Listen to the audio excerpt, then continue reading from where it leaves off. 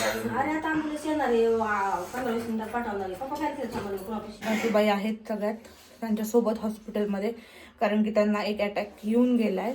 दादू चाललाय पेपरला. माझा मोठा मुलगा गेल्यापासून मी कधी ॲम्ब्युलन्समध्ये पाय उल टाकला नाही, पण त्या जावामुळे आता म्हणलं मी एकदम जीवावर दगड ठेवून गेले. दादूचा आहे आज इंग्लिशचा पेपर आणि मम्मी चालली आहे. मम्मीच्या जाऊबाई आहेत मोठ्या, त्यांच्यासोबत हॉस्पिटलमध्ये आहे ना मम्मी. कारण त्यांची जरा तब्येत ठीक नाही. कालपासून आमच्या घरात नाही म्हणजे त्यांच्या घरात टेन्शन आहे, म्हणजे आमच्या पण घरात थोडं हाय टेन्शन. कसं मम्मीला पप्पाला सारखं तिथं जावं लागणार आहे. आणि मम्मीने आता स्पेशल अरे आता आम्हाला येणार आहे 15-20 मिनिटात पाठवणार आहे. पप्पा काय करतात आम्हाला ऑफिस. आम्ही सगळे चाललोय. बापाला नको येऊ सोबत. पप्पा काय सांगतो पप्पा जाणार नाही सोबत. ते संग कोण बाई माणूस नाही, त्यामुळे मला चल म्हणायला लागली. बरं जा आता. गौतम पण म्हणतोय मग काकी तू असं की जरा धीर येतो म्हणतो तू जरा तिथं त्यांना परवा पण बघितलेलं त्यांचं तोंड एवढंच झालं बारीक. स्वर्गच येते, त्याला पण काय एवढं काय कळतंय का बघ आता त्यांचं तर उतरणारच ना आता. एवढी मोठी गोष्ट झाली. माणसाची कशी वेळ कधी येते कधी वेळ कधी येते ती सांगता येत नाही. हा मी ते सांगितलं म्हणून अचानक नाही पेशंटला सांगायचं ऑपरेशन आहे म्हणून. सांगितलं तुम्ही त्यांना काय म्हणून? तिला सांगितलं म्हणलं तुमचं ऑपरेशन आहे म्हणलं. एक बाई म्हणली नाही तुम्हाला काय 2 दिवस नितीन ठेवते सलाईन लावते म्हणलं नाही ऑपरेशन आहे म्हणलं त्यांचं. ऑपरेशन आहे म्हणलं तुमचं छोटस आणि तयार राहा म्हणलं मनापासून की ऑपरेशन आहे. कारण डॉक्टर लोक पण पेशंटला सांगितलं का तुम्ही असं ऑपरेशन आहे म्हणून. म्हणलं तिथं गेल्यावर अचानक झटका द्यायच्या ऐवजी आपला तिथं साळू सांगितलंय का म्हणजे सगळे आले पण आले बघायला. तुझा प्रतीक चाललाय आता दादूला सोडायला एक्झामला. अभ्यास केला त्यांनी. हो काल खूप अभ्यास केलाय. कल्पना काय करते की ती बघितलं ना तू ही आपली काय तिचं नाव मोबाईल करतो. ही आलती का चेरी आलती का तरी बघितलं का कार्यक्रमाला आलती का चेरी. क्लास करते ती. क्लास नाही ती घरीच होती अभ्यास करत होती घरी पण. 2 करते ती. हो आलती का ती. त्यांच्या घरचा कार्यक्रम होता एवढा मोठा तरी पण नव्हती आली. आमच्या चेरीचा पण 10वीचा पेपर आहे पण ती अभ्यास करत बसली होती आणि आमच्या दादाला काहीतरी पडलं. त्यांची शाळा नाम मोठे दर्शन खोटे. कुणाची शाळा? त्यांची शाळा शाळा करायला लागली. प्रतीक पण गेला आता दादूला सोडवायला शाळेत आणि आमची मम्मी पण गेलीये. म्हणजे चालली आता. माझ्या मोठ्या सासूबाई आहेत सगळ्यात त्यांच्यासोबत हॉस्पिटलमध्ये, कारण की त्यांना एक अटॅक येऊन गेलाय. तर त्याच्यामुळे त्यांचं इमर्जन्सी ऑपरेशन करायला लावलं 1 आठवड्याच्या आतमध्ये. तर त्यांना आज ॲडमिट करणार आहेत. तर तिकडंच चालले ते सगळेजण. फक्त पप्पा नाही चालले ते, कारण की यांना परत ताक पण बनवायचं आहे डेअरीमध्ये जाऊन. मी पिते दूध मला, कारण की नाश्ता करूशी वाटत नाही. माहीत नाही का आता प्रतीक आला ना त्याच्यानंतरच मी नाश्ता करेन त्याच्यासोबत. बाकी सगळ्यांचा नाश्ता झालाय. मम्मी नाश्ता बनवूनच गेली आहे. मम्मीचा पण नाश्ता झालाय, पप्पाचा पण झालाय. आता बाकीचा आम्ही करून घेतो नाश्ता. आणि आता बघू काय होतंय. ॲडमिट वगैरे केलं त्यांना. तर डॉक्टर काय सांगतात ते कधी ऑपरेशन करायचं काय ते सगळं मम्मी आल्यावरच बोलन की ऑपरेशन कधी करणार आहे, कोणत्या हॉस्पिटलमध्ये नेणार आहे हे सुद्धा नाही माहिती अजून आम्हाला. आता ते सगळं मम्मी आल्यावरच कळणार घरी, किंवा मम्मीला फोन करून विचारावं लागेल. मम्मी आलेली आहे हॉस्पिटलमधून जाऊन. आणि आता तुम्हाला सगळा किस्सा सांगते बरं का काय झालं नक्की ना. म्हणजे खूप मोठा प्रॉब्लेम झाला आहे, पण ते तुम्हाला मी थोड्या वेळात सांगते. पण त्याच्या आधी आपण ना जेवण करू. आणि आता मी जेवायला बनवते आहे व्हाईट राईस. इथे कुकर लावल्या पांढऱ्या भाताचा, म्हणजे साधा सिंपल भात. आणि इथे बनवते मी चिकनची ग्रेव्ही आणि व्हाईट राईस खूप भारी लागतो. तर ते बनवते आहे. आता काय झालं किस्सा ते तुम्हाला मम्मीच्याच तोंडाने सांगाल, पण मम्मी आता फोनवर बोलते ना म्हणून म्हटलं थांबा मम्मीच्याच तोंडातून ऐका. एकदम सिंपल चिकनची ग्रेव्ही बनवतीये पण खूप छान लागते. सांगा आता हॉस्पिटलमध्ये काय झालं. हॉस्पिटलमध्ये काय झालं? लय मोठा किस्सा आहे. नाही किस्सा काय नाही, म्हणजे थोडं उठून बसा, नीट सांगा, सगळं पहिल्यापासून सांगा. काय नक्की कालपासून काय काय झालं आणि मग कशी आपण सगळ्यांनी तुम्ही पळापळ केली ते सांगा. आणि आज काय झालं नक्की. काय झालं आता काल होते आमच्या जाऊबाईचं असं झालं म्हणून मला कळालं. अटॅक आला. म्हणजे माझी सख्खी चुलत जाऊ सगळ्यात मोठी आहे. तर म्हणजे आमच्या घराण्यातच आमच्या अख्ख्या खानदानी त्या मोठ्या आहेत सगळ्यात. तर ते राहतात माझ्या शेजारी माझ्या चाळीमध्येच. तर ते चाळीमध्ये राहतात. तर त्यांना काल सून त्यांची सांगत आली, म्हणजे आमची मोठी सून, की आत्यांना असं झालंय प्रॉब्लेम म्हणून. मग मी बघायला गेलो. आम्ही बघायला गेल्याच्या नंतर असं म्हणजे त्यांना हृदयात पहिला माइन अटॅकच आला त्यांना, पण ते एकदम दमदार ताकदवर असल्यामुळं त्यांना त्या अटॅक त्यांनी सहन केलाय. तो अटॅक त्यांना जोरातच आला होता. मग त्यांना झटकीपट नवलेमध्ये नेलं, नवलेमध्ये घेतलं नाही, तिथून मग त्यांना कमला नेहरूला नेलं. मग तिथं त्यांची सर्जरी झाली, ते बायपास झाला. बायपास केल्याच्या नंतर कळालं की त्यांना ऑपरेशनची खूप गरज आहे आणि इमर्जन्सी मध्ये त्यांचं ऑपरेशन करायला सांगितलं. 1-4 दिवसामध्ये त्यांच्याकडे वेळ खूप कमी होता म्हणून सांगितलेलं होतं. तर मग ते ऑपरेशन करायला सांगितलं. तर कमला नेहरू मध्ये ती सुविधा नव्हती ऑपरेशन करायची. आणि मग बाय चान्स तिथं एक आपल्या समाजसेवक आहेत, त्यांची मुलं आली होती. तर त्यांची मुलं म्हणले आम्हाला की आम्ही कार्यकर्ते की नाही का आम्ही काकूंचं ऑपरेशन करून 90% आम्ही बिल भरतो आणि काकूचं ऑपरेशन आम्ही करून तुम्हाला फ्री मध्ये देतो. आणि 10% आपल्याला भरायचं. 10% आपल्याला भरायचे होते. आणि आता इमर्जन्सी ऑपरेशन करायचं म्हणलं तर सगळ्यात पहिलं आपल्याकडे पैसे हातात पाहिजे. पण आता कसं आपण एवढे पण लय जागीरदार नाही की डायरेक्ट 10 लाखाचं बिल नाही का आपण असंच भरू शकतो. म्हणून सगळ्यांना असं वाटलं की नाही का अरे आपल्याला स्वतःहून फोन आले नाही का 90% ते बघणार, आपल्याला फक्त 10% बघायचे. बरोबर ना. आता आपण मिडल क्लास फॅमिलीतूनच येतो, बरोबर ना. आपण केवढे जागीरदार नाहीये. आणि ते ऑपरेशन पण खूप महागातलंय. आता हार्टचं ऑपरेशन म्हणल्यावर ते सगळ्यात महाग. ते तर तुम्हाला माहिती आहे, हार्टचं ऑपरेशन म्हणजे त्यांना जवळजवळ 5-7 लाख रुपये खर्च सांगितला होता. मग काल नंतर परत मग प्रतीकला आणि त्यांचा मुलगा प्रतीक हॉस्पिटल मध्ये गेले. हॉस्पिटलमधून कोटेशन घेऊन आले की किती खर्च येणार या ऑपरेशनला, किती काय. मग हे कालपासून आमचे धागेदार आणलेत सगळे, म्हणजे आम्ही पळापळत चालली होती आमची. मग त्याच्यानंतर परत सकाळी त्या माणसांचा फोन यायला लागला. मग मी त्यांना तयार केलं. ठीक आहे बाबा म्हटलं. तर ते स्वतःहून म्हणतात की आम्ही 90% पैसे आम्ही भरतो, 10%च तुम्ही भरा, ऑपरेशन चांगलं हॉस्पिटलमध्ये करतो. आणि मग आम्ही तयार झालो. तर नंतर आमची जाऊ मला म्हणली, नाही म्हणली तू चल माझ्याबरोबर. अलका म्हणली तू जरा असशील तर मला जरा थोडासा धीर येतोय. मग माझ्या जावाचं पण मुलगा मला म्हणलं काकू चल ना म्हणलं आमच्या बरोबर. म्हणलं तू आलीस ना म्हणजे कसं की तू असली की जराशी धीर वाटन. आणि एक तर पहिली गोष्ट आहे बघा, तुम्हाला तर माहिती माझी दुर्घटना काय झालेली आहे ती. तर हे माझा मोठा मुलगा गेल्यापासून मी कधी कोणत्याही हॉस्पिटलमध्ये जात नाही आणि कोणत्याही अँब्युलन्समध्ये बसत नाही. मी अँब्युलन्सच्या बघितलं तरी मी घाबरते. पण मी आणि मेन म्हणजे ससून हॉस्पिटल.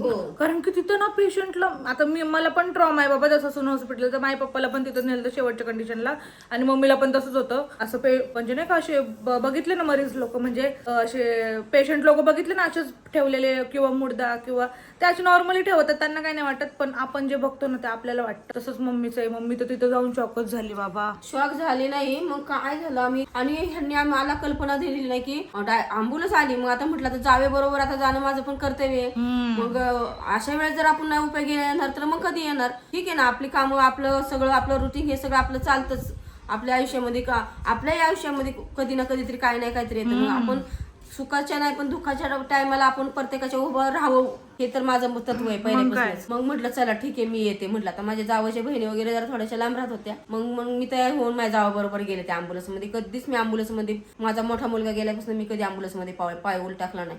पण त्या जावामुळे आता म्हणलं मी एकदम जीवावर दगड ठेवून गेलो आम्ही ससूनमध्ये. आणि माझ्या जावेला तिथं एकदम इमर्जन्सी वार्डमध्ये नेऊन टाकलं. म्हणजे इमर्जन्सी OTP असती ना, जिथं पेशंट येतात मर्डर झालेले, खून झालेले, म्हणजे एकदम इमर्जन्सी तात्काळ ऑपरेशन नाही का तिथं नेलं वॉर्ड मध्ये.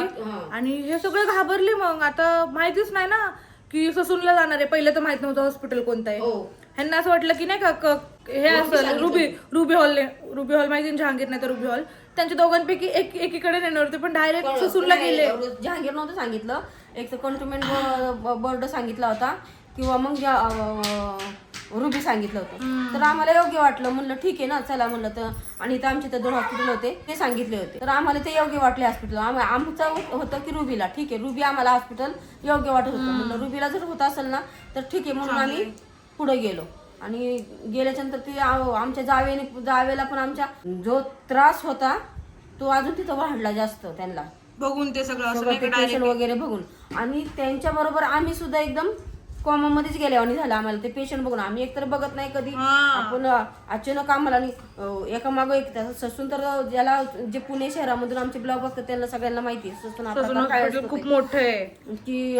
आणि एक असं एक माणूस आला की तिथं म्हणजे मारामारीच असं त्याला रिक्षात टाकून ते रक्त वगैरे आम्ही बघितलं.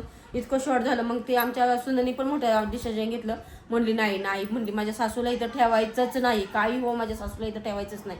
आणि मग मला केस पेपर काढायला लावला आणि मला केस पेपर काढायला लावला. मी पेशंटला तिथे ठेवले. मी पेशंट आपलं इथं, पण हे आजूबाजूचे दुसरे जे पेशंट बघत होतो ना आम्ही, ते पेशंट बघून आम्ही एकदम शॉक झालो होतो. आम्हीच गळालो होतो. पेशंट तर आमचं लांबच राहिलं. प्रतीकला तर वाटलं मम्मीला चक्कर येते का काय तिथं. प्रतीक आल्याला म्हणला की मला असं वाटलं की मम्मीला तिथं सगळं बघून चक्कर येते का काय, कारण की प्रतीकचा पण असाच प्रॉब्लेम आहे. रक्तबिक्त बघितलं ना त्याला चक्कर येते.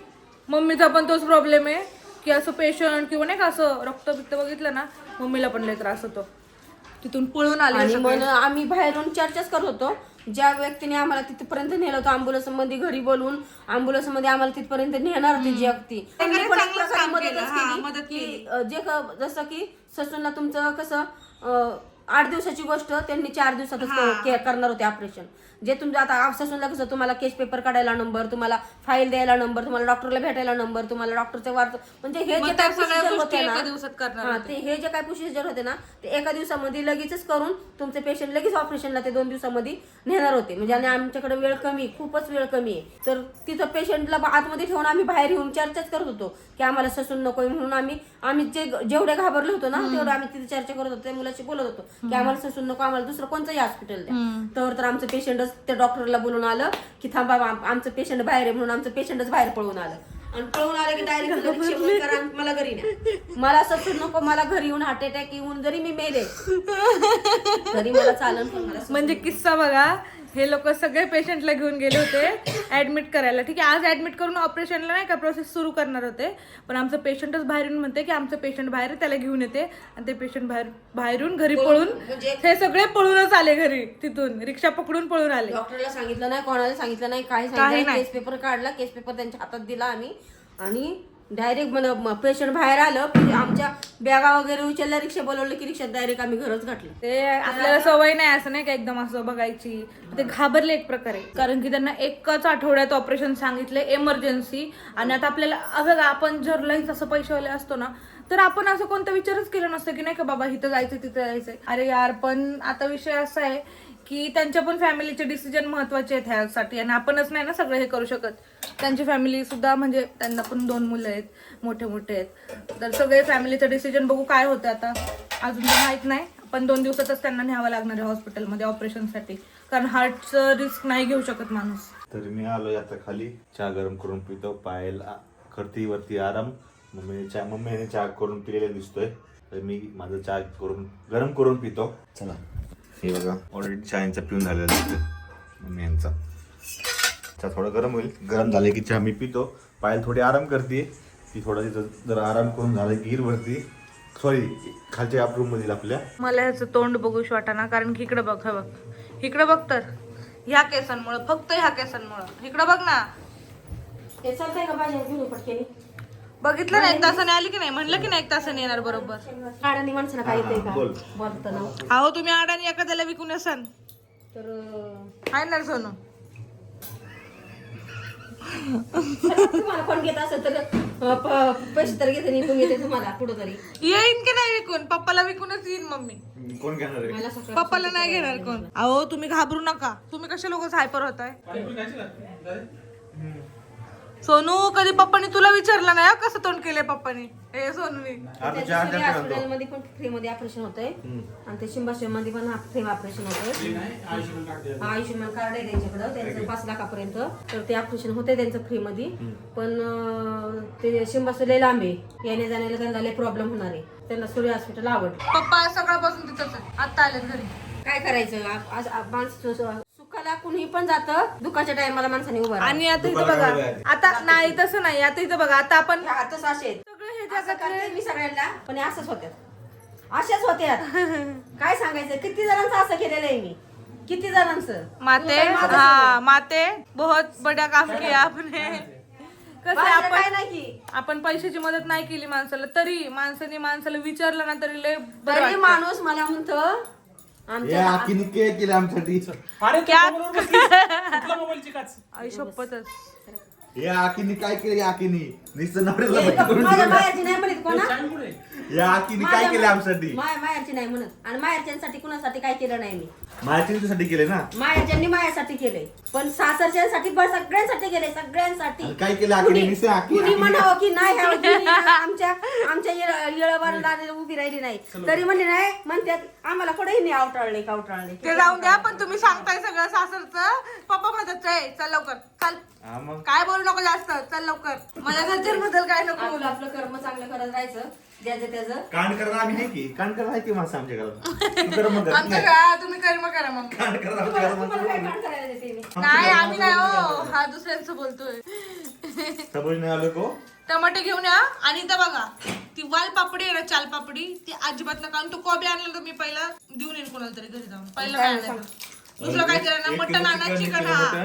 1 किलो बोंबील, 1 किलो सुगाटा घेऊन ये. हा बाई, खाल्लं चिकन तर एकच चिकन. खरं बाई खरं, अजिबात नको. ते वालपापडी आहे ना आमच्या घरात, दर एक दिवस गेला की वालपापडी. मिरची आणलेच तू, अद्रक आहे, अजून फक्त टोमॅटो, कढीपत्ता, बाकीचे शॉर्टकटच बनायचे म्हणजे एवढं. शॉर्टकट पण वालपापडी आणि ते हे नाही आणायचंय कोबी. माझं चालू आहे इथं स्वयंपाक. इथं मी बनवलंय वरण, इथं आहे भात, आणि आता इथं मेथीची भाजी बनवते. हे बघा मस्त अशी. मम्मी गेली भाजी आणायला, काकू निवडते लसूण, काय करायचं. आणि इथं मोबाईल टॅड्याव, टॅड्याव. नुसतं मोबाईल. कोण? मी मोबाईल बघत नाही, आता दिसलंय ब्लॉग मोबाईल मध्ये. मला बघतो. अरे मी जाते पळून. ह्याच्यावरती मला तर असं हे ऐकून मला इतकं हे उलटे दे ना, उलटी नाही, असं चक्कर यायला लागली. आता पड खाली, पडू नाही शकत ना. उभी राहा. हा उभीच राहते ना आता किचन मध्ये. काय करायचं आपल्याला आज? ते 50 के आपले कम्प्लीट झालेत गाई. तू सांगितलं का मग सगळ्यांना? झालेले. टॅडॅंग. या काका. पेशंटला बघ आले का? या मावशी आले का? मावशी गेली या भाजी आणायला. कुठे गेली आताच मम्मी? इकडे आता भाजी आणायला येईन गेली. लगेच येईन 5 मिनिटात. अहो फक्त टमाटे आणायचे. या तोपर्यंत भेटून नाही घ्यायला. या जेवायला मंडळी. आज आम्ही बघा किती कमी लोक दिसतोय, कारण की आमच्या सगळ्यांच्या मीटिंग चालल्यात बाकीच्या लोकांच्या. आम्ही चौघचे.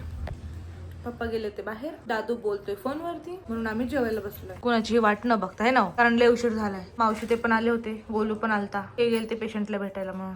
चला मंडळी, आज मी खूप जास्त थकली. आज माझ्याकडे भरपूर छोटी मोठी कामं होती, पण ती मी ब्लॉग मध्ये नाही घेतली. तर आजचा दिवस तुम्ही बघितला असणार आहे कसा गेलाय. माझ्यात बोलायची पण आता ताकद नाही. पाय खूप जास्त थकले ते माझे पाय, आणि सुजले ते खूप जास्त ठस करतात ते. काही समजत नाहीये, खूप चिडचिड होतीये. सो चला हा ब्लॉग इथंच एंड करते. उद्या भेटूयात नवीन ब्लॉग मध्ये. Bye bye.